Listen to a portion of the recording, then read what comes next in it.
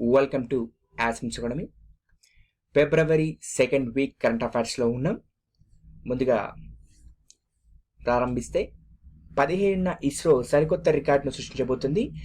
Bharat Russia రికార్డును బద్దకొట్టబోతుంది. ఏకంగా 104 ఉపగ్రహాలను అంతరిక్షంలోకి భారత్ ప్రయోగించబోతుంది. ఇందులో మన దేశానికి సంబంధించిన ఉపగ్రహాలు 3, విదేశీ ఉపగ్రహాలు 101.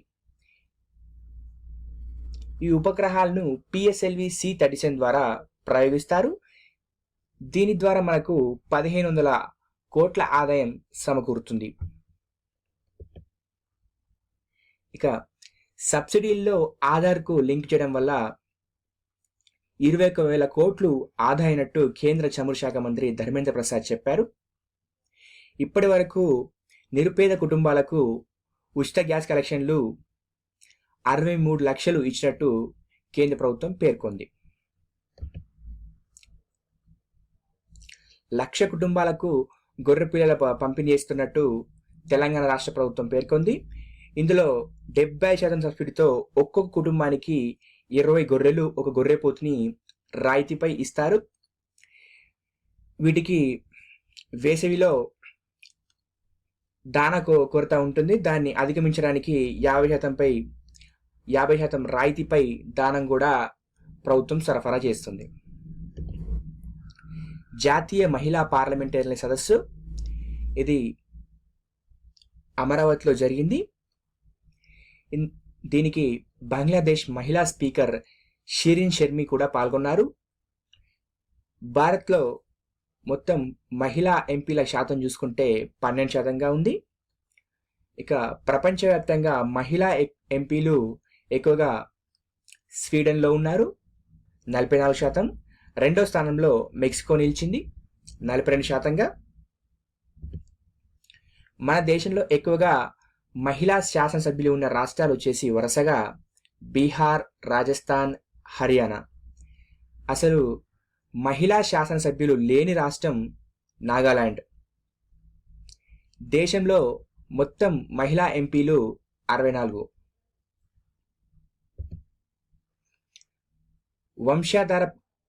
వంశాధారపై 20 మెగావాట్ల జల విద్యుత్ ప్రాజెక్టు హీరామండలం జలాశయంపై నిర్మించాలని చెప్పేసి ఏపీ ప్రభుత్వం యోచిస్తుంది. ఇది శ్రీకాకుళం జిల్లాలో ఉంది. తెలంగాణలో అంతర్జాతీయ వైద్య పరికరాల ఉత్పత్తి పార్కును ఏర్పాటు చేయాలని చెప్పేసి ప్రభుత్వం యోచిస్తుంది. ఇది సంగారెడ్డి జిల్లా సుల్తాన్పూర్లో ఏర్పాటు కానుంది.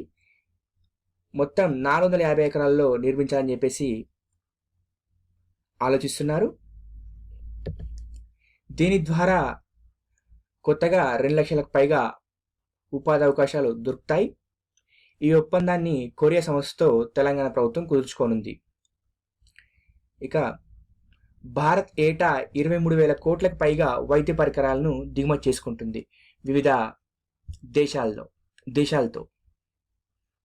వివిధ దేశాల నుంచి భారత్ ఏటా 23,000 కోట్ల విలువైన వైద్య పరికరాలను దిగుమతి చేసుకుంటుంది.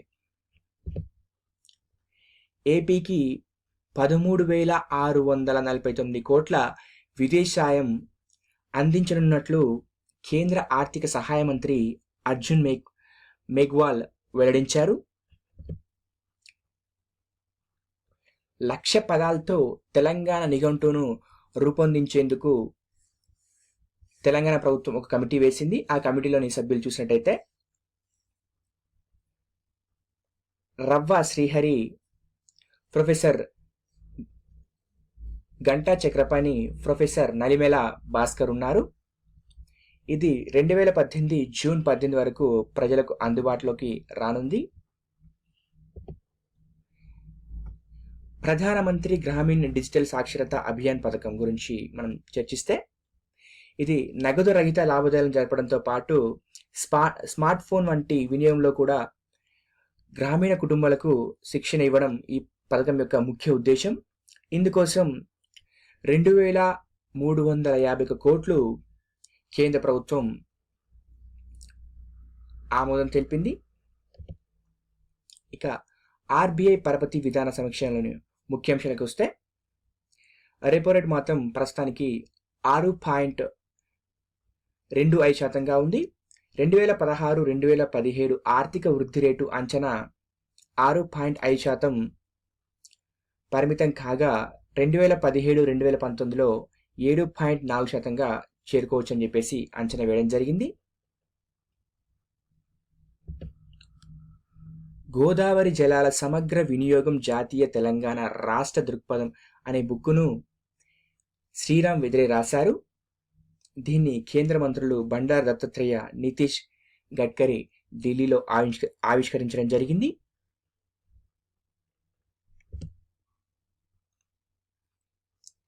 జస్టిస్ కర్ణన్కి సుప్రీంకోర్టు నోటీస్ ఇవ్వడం జరిగింది. ఇది ఎందుకు ఇవ్వడం జరిగిందంటే, ఈయన మద్రాస్ హైకోర్టు ప్రధాన న్యాయమూర్తి పైన సుప్రీంకోర్టు చీఫ్ జస్టిస్కి ఫిర్యాదు చేయడం జరిగింది ఆయనకు వ్యతిరేకంగా. సో దాంట్లో విచారణలో భాగంగా ఆయనకు కోర్టు నోటీస్ ఇవ్వడం జరిగింది, కోర్టుకి హాజరు కావమని చెప్పేసి. సో భారతదేశంలో మొట్టమొదటిసారి ఒక పదవిలో ఉన్న ప్రధాన న్యాయమూర్తికి నోటీస్ ఇవ్వడం ఇది తొలిసారి. ఈయన కలకత్తా హైకోర్టుకి ప్రధాన న్యాయమూర్తిగా పనిచేస్తున్నారు. 400 రైల్వే స్టేషన్లకు ఆధునీకరించాలని చెప్పేసి కేంద్ర ప్రభుత్వం యోచిస్తుంది. ఇందులో భాగంగా 23 రైల్వే స్టేషన్లు ఆధునీకరిస్తున్నారు.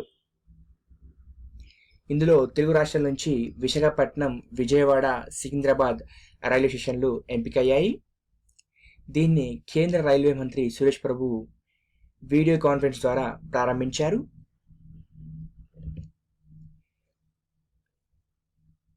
నూలిపులుల నివారణ దినోత్సవం ప్రతి సంవత్సరం మనం ఫిబ్రవరి 10న జరుపుకుంటాం. ఇందులో భాగంగా తెలంగాణ రాష్ట్ర ప్రభుత్వం ఒకే రోజు 34 కోట్ల మంది చిన్నారులకు నూలిపురుల మందులను ప్రభుత్వం అందించింది. వోడాఫోన్ను ఐడియా కొనుగోలు చేసింది. దీనికి ప్రస్తుత ఎండి కుమారమంగళం బిర్లా గారు. గోల్కొండ హస్తకళల చిహ్నం, ఇది రీసెంట్గా దీన్ని లాంచ్ చేశారు. గోల్కొండ పైన నెమలి కూర్చున్నట్టుంటుంది. సో ఇది హస్తకళలకు చిహ్నం అని చెప్పేసి గుర్తుపెట్టుకోవచ్చు. కొత్త రకం వరి వంగడం RARS 505. సో దీన్ని శాస్త్రవేత్తలు రూపొందించారు. దీని యొక్క స్పెషాలిటీ ఏంటంటే, మామూలుగా ఒక 100 గ్రాముల బియ్యాన్ని తీసుకుంటే అందులో 7 గ్రాముల ప్రోటీన్లు ఉంటాయి. సో ఈ కొత్త రకం వరి వంగడంలో అదే 100 గ్రాముల బియ్యాన్ని తీసుకుంటే 9 గ్రాముల ప్రోటీన్లు ఉన్నాయి. సో దీన్ని BTP 5204 RYC1 వంగడాలను సంకరపరిచి దీన్ని ఆవిష్కరించడం జరిగింది. ఖరీఫ్లో 125 రోజుల్లో, రబీలో చలిని బట్టి 135 నుంచి 145 రోజులు పంటకాలం పడుతుంది.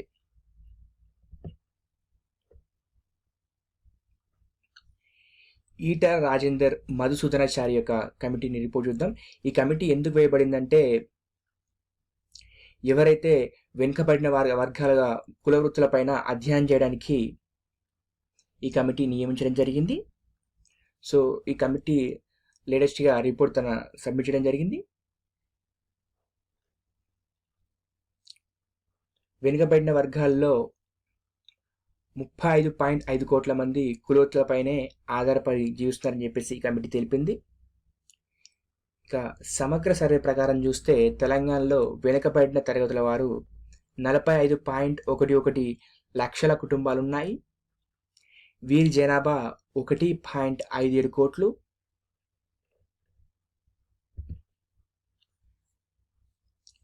అందులో T20 ప్రపంచ కప్ టైటిల్ని భారత్ గెలుచుకుంది. ఇది ఫిబ్రవరి 12న బెంగళూరులోని చిన్నస్వామి స్టేడియంలో జరిగిన ఫైనల్స్లో పాకిస్తాన్పై భారత్ 9 వికెట్ల తేడాతో ఘన విజయం సాధించింది. భారత బ్యాట్స్మెన్లో ఓపెనర్ ప్రకాష్ 99, ఆంధ్ర ఆటగాడు అజయ్ కుమార్ రెడ్డి 43 పరుగులు సాధించారు. భారత్కి టైటిల్తో పాటు 3 లక్షల నగదు బహుమతి లభించింది. సో మ్యాన్ ఆఫ్ ది ఫైనల్గా ప్రకాష్ నిలిచారు. అందులో T20 ప్రపంచ కప్ మనం గెలవడం ఇది రెండోసారి. మొదటిసారి 2012లో మనం గెలుచుకున్నాం.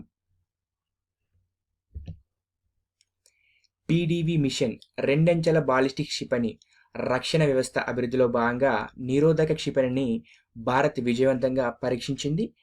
ఇది బాలాసోర్లోని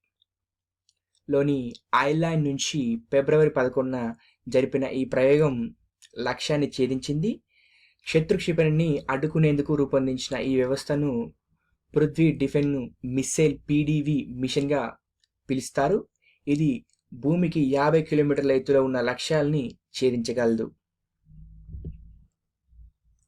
ఇక ప్రేమికుల దినోత్సవాన్ని నిషేధించిన పాకిస్తాన్. ప్రేమికుల దినోత్సవాన్ని నిషేధించిన ఇస్లామాబాద్ హైకోర్టు. ప్రేమికుల దినోత్సవం ఇస్లాంకి వ్యతిరేకమని చెప్పేసి ఒక పౌరుడు దాఖలు చేసిన పిటిషన్పై ఇస్లామాబాద్ హైకోర్టు ఈ నిర్ణయం తీసుకోవడం జరిగింది. Thanks for watching. Please subscribe my channel. ఇలాంటి వీడియోస్ నా నుంచి మీరు పొందాలంటే నా ఛానల్ సబ్స్క్రైబ్ చేసుకుంటే నాకు సపోర్ట్గా ఉంటుంది. And once again thanks for watching.